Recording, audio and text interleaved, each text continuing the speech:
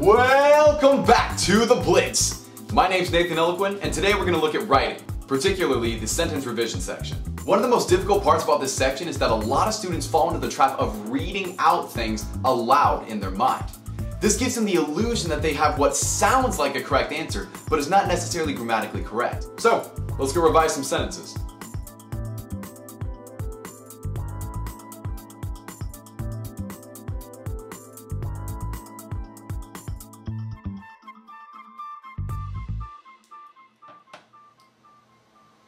Okay, the SAT writing portion. So there are lots of sections that you need to be prepared for, but today we're going to be studying particularly the sentence revisions. And that includes both the first section within the second and third sections of writing on the test that include reading the incorrect sentence and finding the correct replacement for that, and then the section that follows it where you have to find the mistake within sentences that are given to you, if any. I'm going to give you examples of that in the future. But the reason that I have a little bit of a monument here, by the way, if you know what I was attempting to draw, comment description below. First correct answer wins a free spree. The reason I drew this is because I want you to get an idea into your heads. When you're looking at the writing section, the entire SAT test, including reading, math, and writing, they have to give you the amount of information you need to solve each problem. That is because if there was something wrong with the test, like a question that you wanted to debate, the only way you would debate it to them is to say that they didn't give you the proper answers. So, to illustrate that, this is going to be the SAT, or the makers of the SAT. They are big, frightening persons with long, curly-haired wigs.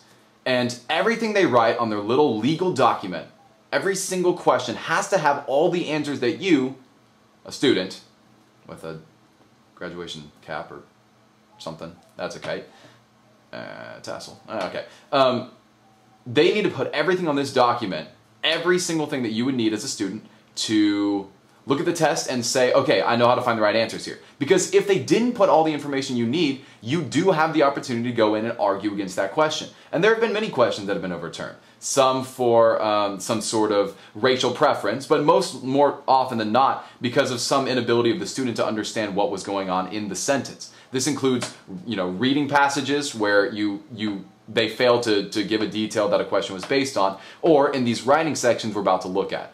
Main point, and I'll write that down, read carefully. The SAT does not have the right to assume that you know things that they're not illustrating to you on the test. So every answer is going to be inside of every sentence. So when it comes to that, we're going to be moving into the writing section, and I'm going to show you what it means to read carefully and find all the right answers from what is already written. We're moving into the writing section. This is what you are not going to see. Actually, here's what we're going to do. I'm going to show you exactly what you're going to see. Here's some of the questions you're looking at. As the writing section starts, you have some where you have an underlined section, and then you have to find the correct replacement for that.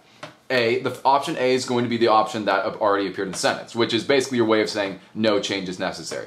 And the other four options are going to be different ways to change it up. And then, after that, you're going to get to a section where you have to find the mistake out of different options, with the fifth option being that there is no error in the sentence. Make sense? So out of those two sections, I'm going to show you what you are not going to see. So you do not have to worry about this. First is spelling.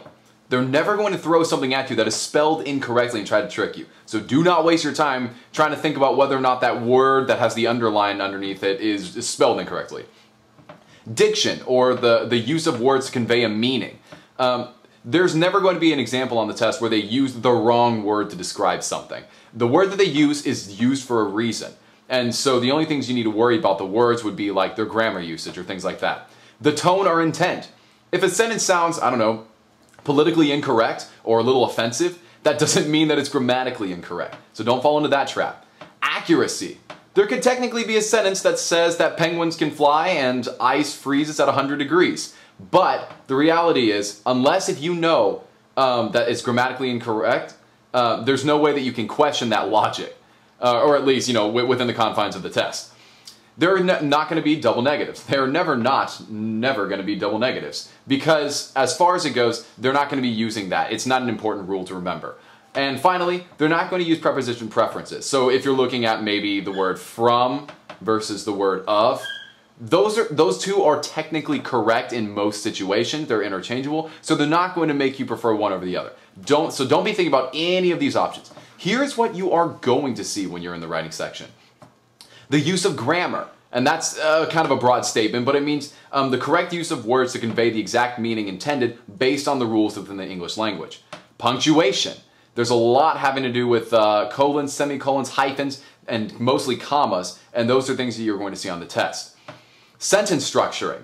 This is usually the use of clauses, which I also have here for a specific reason. With sentence structuring, there might be lists, or there might be appositives, there might be independent or dependent clauses.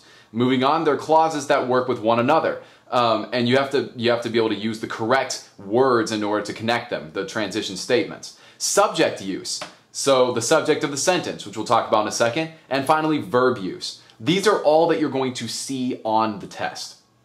Now,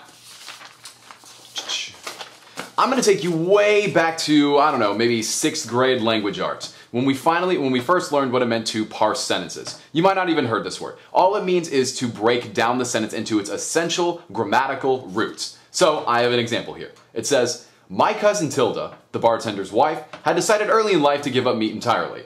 Yeah, and by the way, I definitely do not agree with that. Those of you vegetarians, good job, but meat is like part of my life. So anyways, you have your parts of a sentence right here. And I'm going to give those to you. The first is the subject. You have to have both a subject and a verb or predicate in every single sentence. It's been argued that the shortest sentence ever is I am, because I is the subject, am is the verb or predicate. So let's find the subject in this sentence. We have my cousin Tilda, the bartender's wife, had decided early in life. There's a lot of words here. We can simplify it. The way we simplify it is the subject is Tilda. So we circle that, Tilda. Now then you have the verb, and people have different ways of labeling. I'm going to box the verb, or I'm going to box the predicate. Here we have this form of the word decide, but it's had decided. This is considered to be a being verb. Or sorry, not a being verb, a participle verb. So you've got this, and you box it here. I'm sorry, I just mispronounced participle. I do that a lot, so I'm sorry if I do that in the rest of this video. Had decided. So that would be considered your verb. The rest of these are prepositional phrases or descriptive clauses, and so we're going to talk about those. First, there's an adjective clause. So what you have is a clause that is used to describe something else. The entire clause is like one really long adjective. So you have Tilda, the bartender's wife. This is known as an adjective clause or an appositive. So both of those mean the same thing. They're dependent and they're independent clauses. So an example of that I'm going to describe in a second, but a dependent clause has to be connected to an independent clause for it to even exist. An independent clause can exist on its own. Make sense? So the next thing is prepositional phrases. And here we have, if this were to say the bartender's wife had decided, I don't know, early in life is going to be considered a prepositional phrase because it describes where this came from. So prepositional phrases can be here, and then conjunctions. Here's an example of a conjunction in use. It's really important to know when a conjunction's in use because whenever you have a conjunction, then you can slap on another subject and another verb. Makes sense? So we've got this sentence which says, I am here, but she is there. I is the subject of the first sentence, or the first clause, am. So, subject, verb, but she is. In this sentence, we actually have two subjects and we have two verbs. Those are two completely different statements. Now let's go back and look at that independent and dependent clause and rephrase the sentence to see what it would have looked like. Though I am here, making that a dependent clause, she is there. You look at this and you think, okay, what is the subject? Oh, it must be this I, right? Because it's the same thing going on. That's incorrect. The actual independent clause in this statement is she is there. It doesn't matter what the first part of the sentence is. She is there. If you were to take out the second part of the sentence, this independent clause, and take this dependent clause, you would have, though I am here, and you wouldn't have anything after that. So obviously, this is going to be your subject, this is going to be your verb, and these are not. This is part of a dependent clause. And so these are not the subject and verb of the sentence. Here, there are two subjects and two verbs of the sentence. Make sense? Here's another example. Though it has never been documented, the bear has been known to habitually claw open the chest cavity of longhorns nearby. Let's just say that there is a specific reason that I chose that sentence. But what we've got here is a dependent clause and then an independent clause. What is the subject? Of course, it is the bear. And why shouldn't it be? So it also has it also has a predicate, it also has a verb. So we're looking at this. This is a being verb. Has been. So this entire phrase, has been known, is a being verb. All that goes together under the verb, or the predicate. The reason why I know it's a being verb is because it has a form of the word be in it, and that's exactly the definition of a being verb. So is, are, were, be, been, all of those are options for being verbs. And then usually it'll have your adjective, which operates as your predicate nominative right here. So you've got all that, and then once you've been able to find out what the sentence is made of, you're going to be a lot more in a better position to make those decisions that will appear on the test. So parsing sentences, that was a long description, but what it comes down to is find the subject, find the verb, and then, if necessary, make sure you know what are dependent clauses and what are independent clauses. Those are the four things: subject, verb, and the two types of clauses. Let's move on. I get to teach you the 6 rules. You might have seen in the intro video that I said that 6 rules make up for over 75% of the questions you'll see on a test. I'm going to actually step that up a bit. I did some sample sections within this book of those 2 sections that I was talking about, those writing sections, and of the mistakes that were on that test, I have the percentages here. Almost 90% of those questions fall into these 6 rules. And the rest of them will either fall into no mistakes or some other rare rules that I'll actually describe at the end of the video. So we have agreement, which can include subject-verb agreement, subject-subject agreement, verb-verb agreement, parallelism, which is the structuring of sentences and keeping consistencies, wordiness, which is really just redundancy, but it's ironic that I had to say that. Then you have participles, mostly dangling participles, the use of clauses, and then punctuation. They try to get you with some trick questions on punctuation. So I'm going to teach you the 6 rules and how you can spot them in sentences. First, agreement. This is by far the largest or most prevalent question that you'll see whenever people talk about the SAT and they talk about this specific writing section. They'll be like, oh yeah, you just got to watch out for subject-verb agreement. They're right. A lot of those questions fall under subject-verb agreement. And it's almost embarrassing how many questions they decide to use on that one really simple rule. Mostly because it's kind of easy to catch. Here's an example. The camels, and then they'll say whatever they want in between, blah, blah, blah, blah. The camels, which have gone to the Sahara Desert every 40 years in the past 3 millennia or whatever, is good, right? So you have camels, which is clearly plural, is. No dice. We know that that's incorrect. So here's another example. There can be disagreements in subject-adjective. So this is actually this is really a simplified version of a question I just tested out today from this book. It said money and time, and then it had blah, blah, blah in between. Are good example. What? No. So this is clearly, when you take both of these together, that is a plural, and they are good example? No. It has to be plural, just like the subject. So that is clearly wrong. Then you have verb, verb. And this is mostly with structured sentences, and it kind of falls under parallelism, but I'm going to show you what that means. Here's a sentence that starts, I don't know, maybe Bob found the remote, picked a station, and watches it. You've got past tense, then you've got past tense, and then you've got present tense. No dice. We know that that's incorrect. So those are mistakes with an agreement. I'm going to show you some questions like that from the actual test. Parallelism. This is harder to describe. All you have to do is, once you've parsed a sentence and you've found the different pieces of it, you begin to look at patterns in it. And as soon as it breaks that pattern, then you know that something's a little bit fishy. One of the examples is changing of verb tense. We found past tense, and then present tense. We knew that it had broken the pattern, therefore it was grammatically incorrect, especially in a list. And here we go. In most lists, you've got to be careful about what you're looking for. So, I don't know, the cost included a bill, a lecture, and she knowing it had happened. That doesn't grammatically make sense because here we were using a noun, and then we're using this awkward gerund with a pronoun in front. That's not the way that the sentence was structured, so we need to make sure that we continue that pattern, and probably, if there was an option, switch it for her knowledge that it had happened, because that switches it to a noun, not this awkward gerund. Participles. Dangling participles are really funny because what always happens is there's going to be a phrase, a comma, and then what appears after it sounds like it makes sense in the sentence, but when you really think about it the way it's supposed to be structured, that you can get some funny results. Here's an example. So it could say, you know, Hallie, the most powerful in the world. Oh, I'm sorry. The sentence starts with the word the. The most powerful in the world, scientists discovered a star that was over 3 billion miles away. So it makes sense when you think about it. They found a star that was the most powerful in the universe. This is a terrible example. I'm sorry. So the most powerful in the universe. Scientists discovered a star. It makes sense in the sentence. You think, oh, it's a powerful star. But the reality is, when you ever have an appositive or this adjective clause, whatever appears next, that's what it's describing. Please remember that. That is a participle. A dangling participle is when a participle is misplaced, giving you a completely different meaning.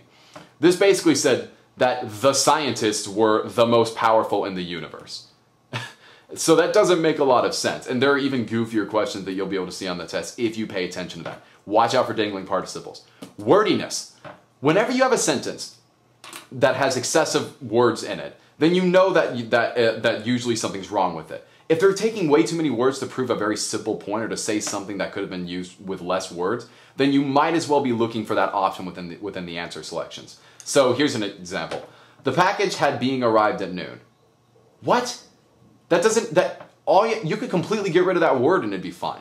You'll find a lot of examples like this where you don't have to replace any words, you just have to get rid of something. So don't be afraid to go ahead and just nix a word and then know exactly what you need to do. Finally, or number 5 is clause use.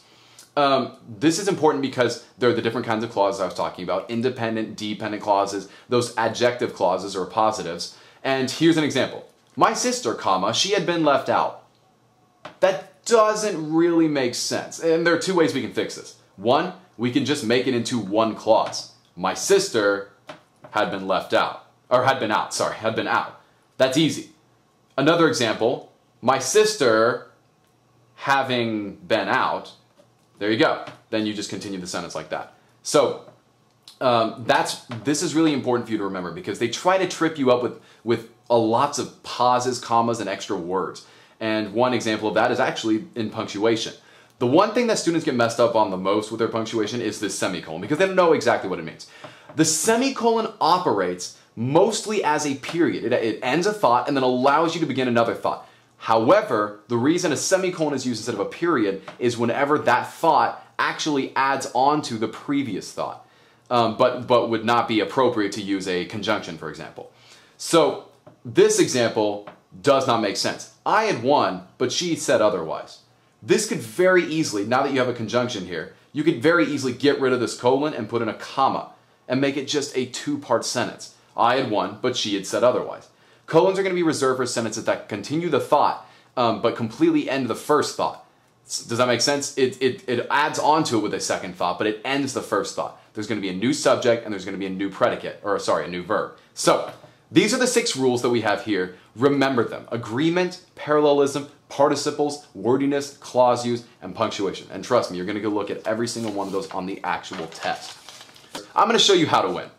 Very simple. First, you need to break down every single sentence, whether it's in the identify the error or whether it's in the sentence revisions. You need to break it down into its 2 components, which is its subject and its verb. And additionally, you need to also make sure that you are keeping in mind the dependent and independent clauses. Second, think about the rules that are going into play. Subject-verb agreement, clause agreement, not the sound. One of the greatest mistakes that students make on this test is they keep reading it out loud in their minds to themselves, and they end up messing themselves up because they think it sounds right, so they circle it and move on. Something that sounds awkward might be the only grammatically correct answer. And I know it stinks, but we're not here to make it sound pretty, we're here to make it sound correct. Not even sound, we're here to make it correct. Number 3, eliminate. There are different rules that you can use to eliminate different options. So even though you're with an answer that has 5 options, one of which is to keep it the same, you can eliminate 3 of them with one rule and then the 4th one with a completely different rule. And then you'll have your correct answer. So think systematically about the way that you come to that answer. Then, if you don't have just one answer left, take your best guess. But here's something for you to remember. There is no best answer. There's no best answer, only the correct one. And actually, now that I say this, there is one exception to this rule. Whenever we're working with wordiness, I'm going to write that in just, to make sure that you guys don't forget this. There are sometimes when you have two answers, and one is correct and the other is technically correct, but it has too many words. Let's go ahead and say this. If you have two answers and one is longer than the other, but they both satisfy the requirements of the sentence, choose the shorter answer. Short and sweet and to the point is always better, and clarity is preserved when less words are used. So, now that I've taught you exactly how to win, we are back to our little court and order here. And I'm going to show you some sample problems. I'm going to show you 5 from the first section and 5 from the second section, just going through and thinking it out. I wanted to give you specific examples that I've circled here, but in reality, a lot of them fall under the rules that we have. And actually, to give you that perspective, I'm going to go ahead and take us to the 6 rules and point out the ones that I see. So, a recent report indicates that and another